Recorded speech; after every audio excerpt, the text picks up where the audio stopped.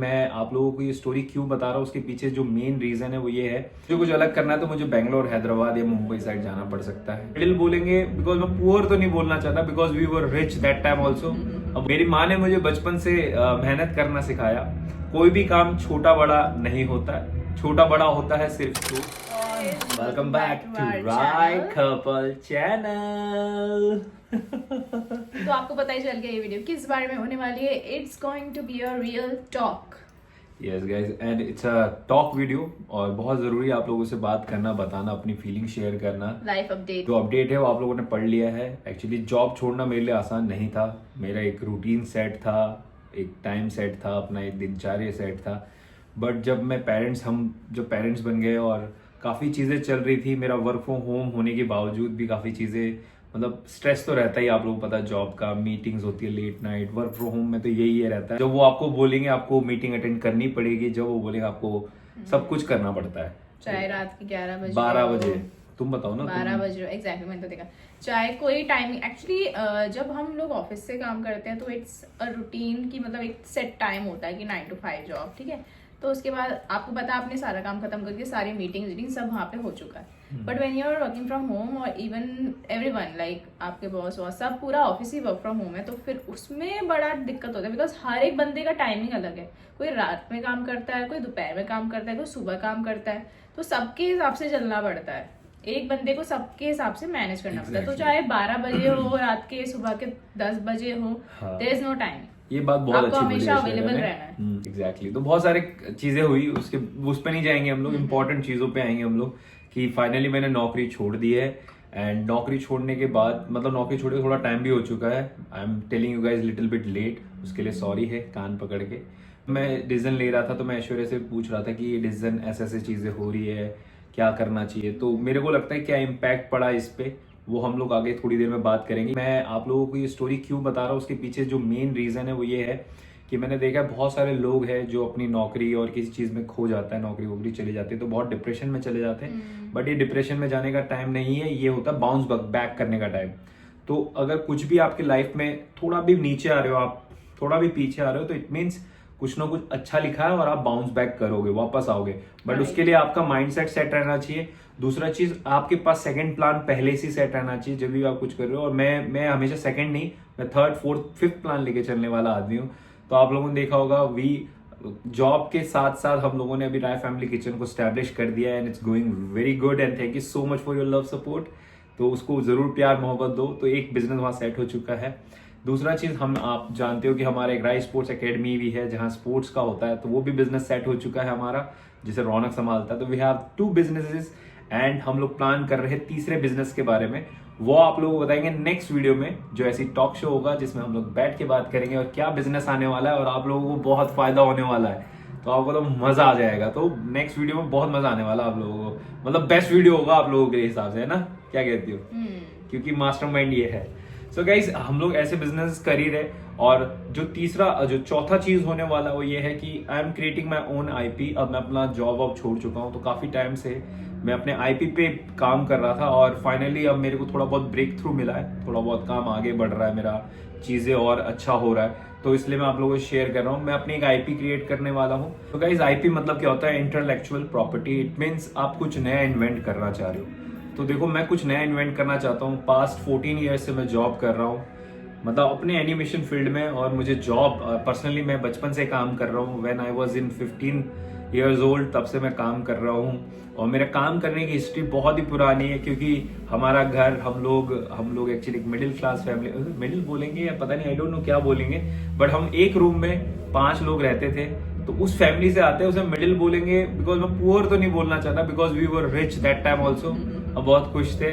हमारा एक छोटा सा घर था जिसमें टीवी देखते थे, हम लोग लड़ते थे और हम लोग सब सुलझा के फिर सो भी जाते थे उसी घर में। तो वो बेस्ट टाइम था जब हम एक दूसरे के पास रहते थे। वो उस टाइम मुझे बेस्ट भी लगता है अभी फिलहाल सोच के।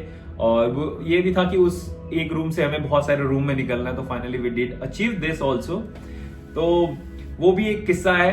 मैं छोटा सा आप लोगों को जल्दी जल्दी बताऊंगा, जो लोग नए हैं और जो लोग मुझे अपना पोएम भी तो लिखा है, जानते हैं, जान जाएंगे ना। यस, आई एम मैं पोएम भी लिखता हूँ, फ्री टाइम में पोएम भी लिखता हूँ। बट मैं पोएम, कुछ लाइन्स पोएम की भी बोल देता हूँ, भूल जाता हूँ। तो मेरी माँ ने मुझे बचपन से मेहनत करना सिखाया। कोई भी काम छोटा बड़ा नहीं होता है, छोटा बड़ा होता है सिर्फ सोच, और जिन लोगों की सोच छोटी होती है वो वैसे भी कुछ कर नहीं पाते है ना।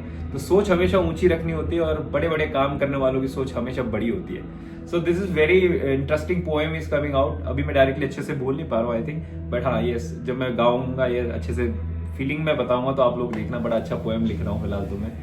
तो सो गाइस, हम लोगों ने बहुत छोटी उम्र में काम किया। तो सबसे पहले मैंने अगर काम करना शुरू किया तो मैंने काम किया है टेलीफोन बूथ में, करतार की गैरेज में, और पापा का एक छोटा सा सेटअप था, टी शॉप प्लस उसमें सुट्टा उट्टा बीड़ी सिगरेट बेचते थे उसमें।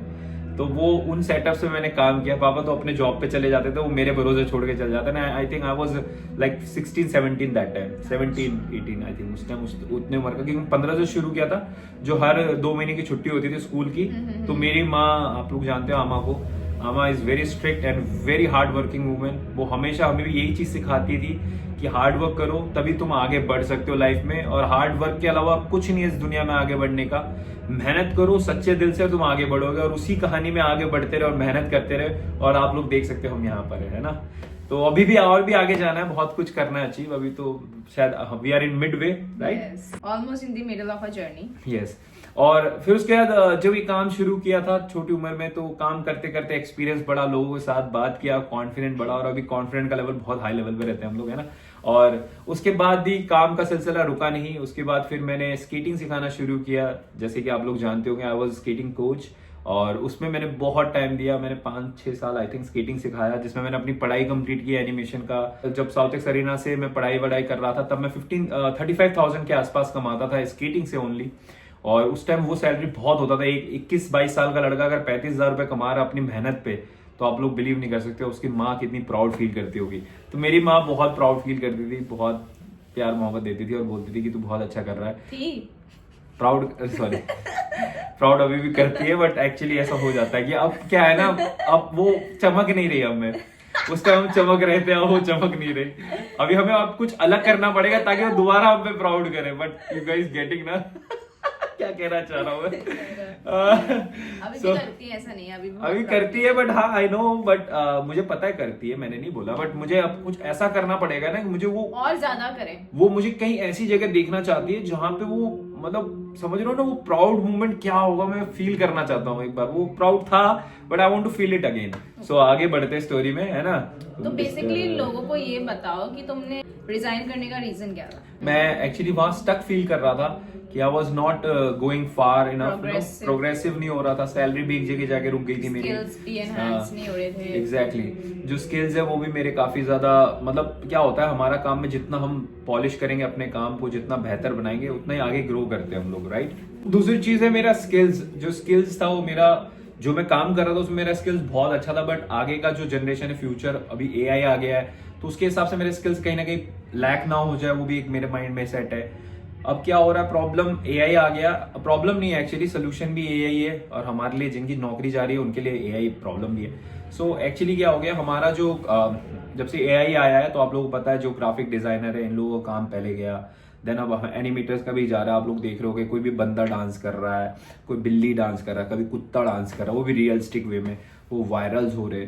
तो before that we used to make this kind of dance, specially me. वैसे अगर मैं देखूं, जैसे हमारे पास जो रील्स आती है ना, मेजरली अगर किसी का वर्क वो पे इम्पैक्ट किया है इन्हें, तो तुम्हारे फील्ड है। हाँ एग्जैक्टली, आजकल वही कार्टून वाले वो सारे वो आ रहे हैं रील्स, फनी कुछ भी बना दे रहे हैं। अगर मुझे कुछ अलग करना है तो मुझे बेंगलोर, हैदराबाद या मुंबई साइड जाना पड़ सकता है, तो उसके लिए भी आप लोग रेडी रहो। आई डोंट नो क्या होगा future, what brings you to, I don't even know about it right now, है ना।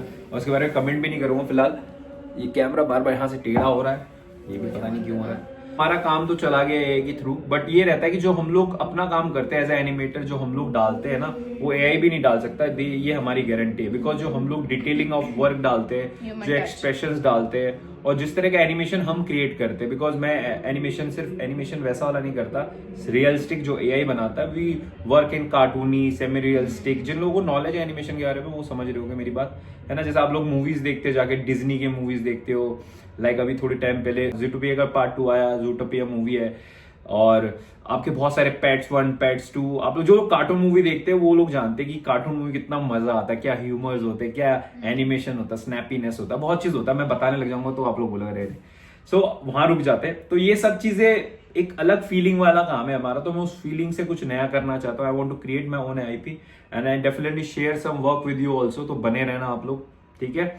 बाकी अभी प्रोग्रेसिव रहेगा कि अभी हम लोग आगे आने वाले टाइम में बहुत सारे ट्रैवल व्लॉगिंग करने वाले हैं। तो ट्रैवल व्लॉग के लिए आप लोग रेडी हो जाओ, बिकॉज अभी हमारे मेरे दोस्तों की शादी शुरू हो चुकी है, तो अब ट्रैवल व्लॉग शुरू होगा भाई हमारा, जिसका हम बहुत टाइम से वेट कर रहे हैं, राइट। अब मेरे जॉब से जाने से तुम्हारे लाइफ में क्या इम्पैक्ट पड़ रहा है उसके बारे में थोड़ा बताओ।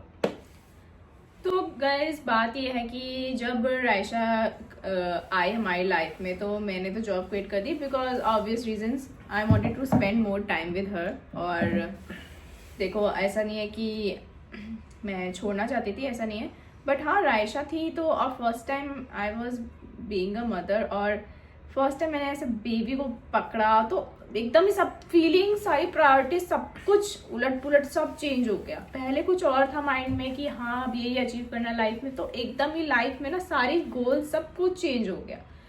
फिर मैंने जॉब छोड़ दी, ठीक है, और इट्स ओके मतलब मेरे को पता था इतना हमारे पास बैकअप है कि वी विल मैनेज, ठीक है। फिर रोशन का जॉब तो चल ही रहा था। फिर जब मेरे को पता चला कि अब रोशन भी अपना मतलब वो करने वाला है रिजाइन, तो फिर हाँ मेरे को थोड़ा सा अब लगा कि ठीक है, बट आई थॉट कि थोड़ा सा अब और ज़्यादा टेंशन होने वाला है, बट ऐसा कुछ हुआ नहीं, बिकॉज वी मैनेज समहाउ। तो ऐसा नहीं है कि बिकॉज मैं भी अपना कंटेंट क्रिएशन पे अपना ध्यान दे रही थी, वहाँ पे भी फोकस कर रही थी। फिर रोशन के पास ऐसा नहीं है कि जॉब ही है, उसके पास फ्रीलांस प्रोजेक्ट्स भी आते हैं और बाकी चीज़ें भी हैं, तो कुछ ना कुछ चल ही रहा था हमारी लाइफ में। ऐसा नहीं, हाँ इन्वेस्टमेंट भी है काफ़ी चीज़ें, तो ऐसा नहीं है कि एकदम ही मतलब रुक गया हमारा फाइनेंस सारा, ऐसा नहीं है। हमारे पास बैकअप भी था और कुछ कुछ चीज़ें हम मतलब गाड़ी चल रही थी, गाड़ी रुकी नहीं हमारी, तो वो था। बट हाँ अब हम दोनों कुछ सोच रहे हैं कि क्या कर सकते हैं हम लोग टुगेदर, बिकॉज आप लोग एज अ कपल हमें बहुत पसंद करते हो, तो हमने सोचा कि एज अ कपल ही हम लोग कुछ करते हैं साथ में। तो आपको जल्दी पता चलेगा वंस इट्स फाइनलाइज, जब सब कुछ फाइनल हो जाए तो हम लोग आपसे शेयर जरूर करेंगे।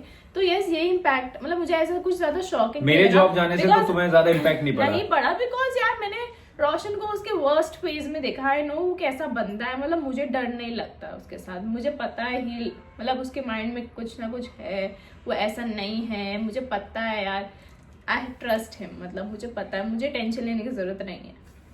सो गाइज मैं आई थिंक 20-19 साल से अपने ही जेब अपने पैसों से चड्डी तक खुद खरीद के पहनने वाला आदमी। बचपन से इतना स्ट्रगल मेहनत से कभी कुछ डरा नहीं, मैंने तो देखा है उसे, मुझे पता है वो किस तरह का बंदा है, तो मुझे पता है कि ये नहीं तो कुछ और तो है, मतलब ऐसा नहीं कि स्टॉपेज हो गया, नहीं वो चलता रहे। Just a beginning guys, I am telling you, I am going this वैसे भी एक दरवाजा बंद होता है तो न्यू डोर्स ओपन होते हैं ना, वही है। Just support me as much as you can and I never let you down you guys, you know. मैं ये नहीं बोल रहा हूँ कि मैं अकेला सबसे आगे चला जाऊंगा और मैं बहुत कुछ करूंगा। अगर मैं आगे बढ़ा ना, कसम से खुदा कसम, जितने सब्सक्राइबर है ना सबको मैं वो दे दूंगा, क्या बोलते हो जो देते रहते हैं, मिस्टर 20 बन जाओगे, मिस्टर 20 बन जाओगे। I wish I could have. So guys मैं यही कह रहा था कि जो बंदा 19-20 साल की उम्र से अपने खुद के पैसे से चड्डी तक पहनता है, चड्डी पहनने का मतलब होता है कि अपने पैसे से पूरे कपड़े, अपना पूरा घर का ध्यान रखता है। 20-21 साल से रख रहा हूँ मैं अपने पूरे परिवार का ध्यान, तो बंदा किस लेवल पे होगा आप सोच सकते हो। और आप लोगों को पता ही है कि हम लोग वैसे भी हार मानने वालों में से है नहीं कोई, राय फैमिली का बंदा हमारा में से कोई भी। सो गाइस आप लोग कमेंट करके जरूर बताना किस तरह का वीडियो आप लोगों को देखना है, तो उस तरह की वीडियो हम बनाएंगे। बट हाँ जल्दी ट्रैवल व्लॉगिंग शुरू होने वाला है, बिकॉज हमारी बहुत सारे दोस्तों की शादी, और शादी अलग अलग जगह होने वाली है, लोगों को कहाँ जा रहे हैं ताकि वो लोग प्रिपेयर रहे। सो गाइस हम लोग आने वाले हिमाचल कांगड़ा, वहाँ पे एक शादी अटेंड करनी है। फिर उसके बाद हम जा रहे हैं मणिपुर, वहाँ पे भी हमें एक शादी अटेंड करनी है। तो आप लोग रेडी हो जाओ, Manipur, Shillong, we are coming Himachal again Kangra आ रहे हैं हम लोग। कमेंट कर दो अगर कोई मणिपुर से है तो, कमेंट कर दो अगर आप लोगों को मिलना है तो विल मीट देयर, मीटअप कर लेंगे, और this time will do definitely meetup with you guys. और कांगड़ा में हिमाचल में अगर कोई है तो वहां पे मिल लेंगे, ठीक है। बाकी that's all for today's video. Thank you so much for your love support, इसी तरह प्यार मोहब्बत देते रहो, ऐसे ही सपोर्ट करते रहना, ऐसे ही सपोर्ट करते रहो। Bye bye, love you, take care.